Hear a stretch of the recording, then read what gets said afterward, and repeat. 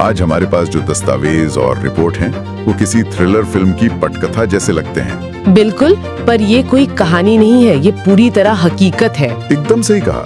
हाल ही में मध्य पूर्व में कुछ ऐसा हुआ है जो केवल इतिहास के पन्नों में ही दर्ज नहीं होगा, बल्कि इस वक्त हमारे वैश्विक आर्थिक ढांचे और दशकों पुराने गठबंधनों को एक नए सांचे में ढाल रहा है। जी हाँ, आज के इस विशेष गहन अध्ययन में हमारा मुख्य उद्देश्य 28 फरवरी 2026 को अमेरिका और ईरान द्वारा ईरान पर किए गए बड़े संयुक्त हमलों को समझना है। और इसके साथ ही ईरान के सर्वोच्च नेता अयातुल्लाह अली खामनेई की मृत्यु से उठी भू राजनीतिक सुनामी पर भी बात करनी है। बिल्कुल, एक ऐसी सुनामी जो कोस्टारिका के शांत पर्यटन स्थलों से लेकर भारत की कूटनीति तक हर चीज को हिला रही है।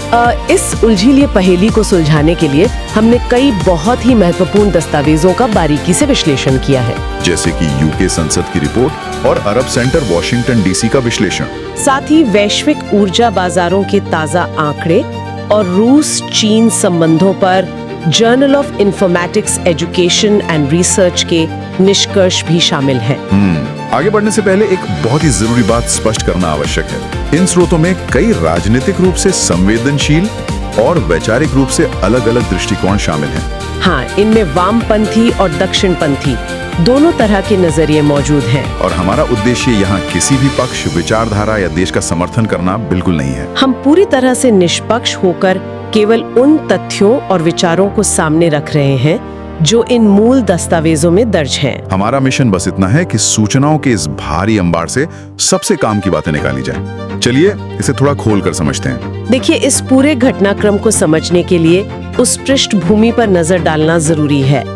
28 फरवरी के हमले से ठीक पहले तक ओमान की मध्यस्थता में बहुत ही नाजुक शांति वार्ता चल रही थी। मतलब एक ऐसी वार्ता जहां ईरान अपने परमाणु कार्यक्रम को रोकने के लिए कुछ ऐतिहासिक रियायतें देने को तैयार था। बिल्कुल, ऐसा लग रहा था कि शायद कोई कूटनीतिक समाधान निकल आए, लेकिन वो वार्ता अचानक विफल हो गई। और उसके तुरंत बाद 28 फरवरी 2026 को अमेरिका और इजराइल ने एक अभूतपूर्व संयुक्त सैन्य हमला कर दिया। और इसी हमले में ईरान के supreme leader Ayatollah Ali Khamenei की मृत्यु हो गई, जो कि एक बहुत बड़ा सत्ता शून्यता या कहें तो वैक्यूम पैदा करता है। जी, अयातुल्लाह खामेनेई की मृत्यु के तुरंत बाद ईरान ने एक 3 सदस्यीय संक्रमणकालीन परिषद यानी ट्रांजिशनल काउंसिल का गठन किया है, जिसमें देश के राष्ट्रपति, न्यायपालिका के प्रमुख और गार्डियन काउंसिल के एक न्यायविद को शामिल किया गया है। यहाँ सबसे हैरान करने वाली बात ये है कि इस परिषद का ढांचा ये सुनिश्चित करने के लिए बनाया गया है कि सत्ता वैचारिक रूप से कट्टरपंथियों के नियंत्रण में ही रहे। ये बाहरी दुनिया को ये संदेश देने की कोशिश है कि व्यवस्था सुरक्षित है। बिल्कुल, और ये देखना बहुत दिलचस्प है कि अमेरिका इस घटनाक्रम को कैसे देख रहा है। अमेरिकी राष्ट्रपति डोनाल्ड ट्रंप ने इसे ईरान के लोगों के लिए अपना देश वापस लेने का सबसे बड़ा मौका कहा है। दिलचस्प बात यह है कि ट्रंप ने अपने बयानों में वेनेजुएला मॉडल का जिक्र किया। हाँ, जहां जनवरी 2006 में राष्ट्रपति निकोलस मदुरो को पकड़ने के बाद उपराष्ट्रपति को सत्ता सौंप दी गई थी। क्या अमेरिका ईरान में भी ऐसा ही कुछ चाहता है? पर वेनेजुएला और ईरान की संरचना में जमीन आसमान का अंतर है। एकदम सही। ईरान के पास रेवोल्यूशनरी गार्ड्स जैसी मजबूत ताकत है। व्यवस्था इतनी आसानी से घुटने नहीं टेकती, बल्कि और ज्यादा आक्रामक हो जाती है। और इसका सीधा प्रमाण हमें ईरान की जवाबी कार्रवाई में तुरंत देखने को मिला। हाँ, ईरान ने पहली बार संयम छोड़कर सीधे खाड़ी सहयोग परिषद के देशों में मौजूद ठिकानों पर भयानक जवाबी हमले किए हैं। बहरीन, यूएई, कतर जैसे देशों में मौजूद अमेरिकी और इजरायली ठिकानों पर यह पूर्ण पैमाने का क्षेत्रीय युद्ध बन चुका है, और जिसका सीधा असर वैश्विक अर्थव्यवस्था पर पड़ रहा है। यहाँ बात सच में बहुत दिलचस्प हो जाती है। हार्मुज जलडमरू मध्य का महत्व किसी से छिपा नहीं है। दुनिया का 20% तेल इसी संकरे रास्ते से गुजरता है, और ईरान द्वारा इस रास्ते को खतरे में डालने से बाजार में खलबली मच गई है। ब्रेंट क्रूड की कीमतें 13% उछलकर $82.37 प्रति बैरल तक पहुंच गई हैं। बाजार की घबराहट को कम करने के लिए ओपेक प्लस देश अप्रैल से 2,06,000 बैरल प्रतिदिन अतिरिक्त उत्पादन बढ़ा रहे हैं। लेकिन सोचने वाली बात है कि क्या ये काफी होगा? और इस संकट का असर हजारों किलोमीटर दूर कैसे हो रहा है, इसका सबसे सटीक उदाहरण है कोस्टा रिका। कोस्टा रिका अपनी 98% बिजली नवीकरणीय ऊर्जा से बनाता है, पर उनका ट्रांसपोर्ट पूरी तरह तेल पर निर्भर है। तेल की कीमतों में उछाल से वहाँ महंगाई बढ़ रही है। पर्यटन को भारी झटका लगने की आशंका है और सुपर गैसोलीन की कीमत 800 कोलोन प्रति लीटर से ऊपर जा सकती है। अगर कोस्टारिका पर इतना असर हो रहा है तो भारत के बारे में सोचिए, भारत के लिए कितनी नाजुक स्थिति है। बिल्कुल, भारत का 40% तेल इसी हॉर्मुज जलडमरू मध्य से आता है। इसके अलावा मध्य पूर्व में 90 लाख भारतीय रहते हैं। और रिपोर्ट में ऑपरेशन सिंधु का जिक्र किया गया है, जो एक संभावित और बहुत बड़ी निकासी योजना हो सकती है। ऊर्जा और सुरक्षा के साथ साथ भारत को रणनीतिक तटस्थता भी बनाए रखनी है। ये सचमुच एक टाइट रोप वॉक है, एकदम रस्सी पर चलने जैसा। अगर हम इसे व्यापक परिप्रेक्ष्य से जोड़ें तो ये साफ हो जाता है कि ये संकट सिर्फ कुछ देशों की कहानी नहीं है। ये नई दुनिया का शक्ति पुनर्वितरण है, यानी पावर रीडिस्ट्रीब्यूशन। चीन और रूस की भूमिका ही देख लीजिए।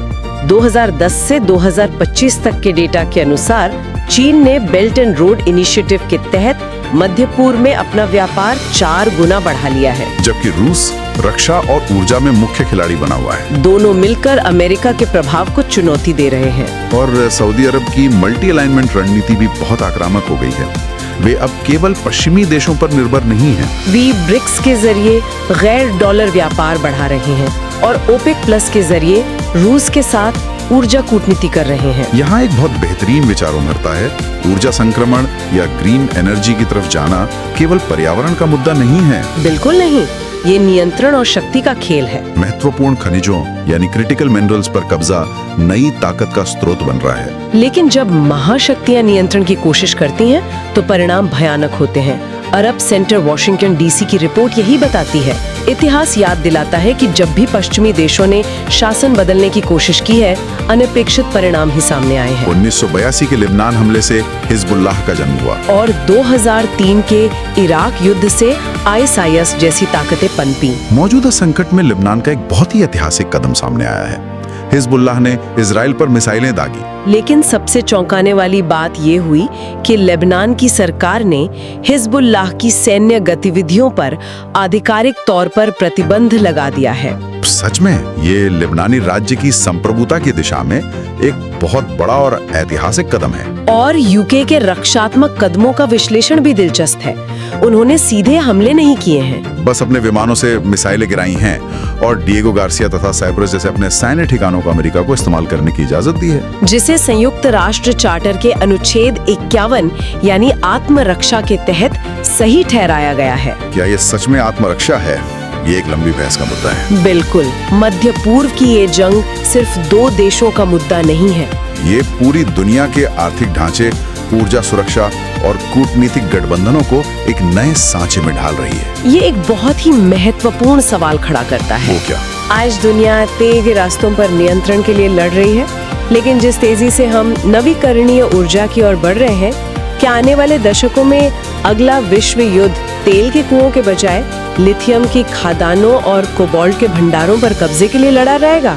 ये तो बहुत ही डरावना विचार है। क्या ग्रीन एनर्जी हमें युद्धों से आजादी दिलाएगी या बस युद्ध के मैदान बदल देगी? तो इन सब का असल में क्या मतलब है? इसका सीधा सा मतलब ये है कि दुनिया बहुत तेजी से बदल रही है और ये बदलाव किसी एक देश की सीमा तक सीमित नहीं है। सब कुछ एक ऐतिहासिक संक्रमण के दौर से गुजर रहा है।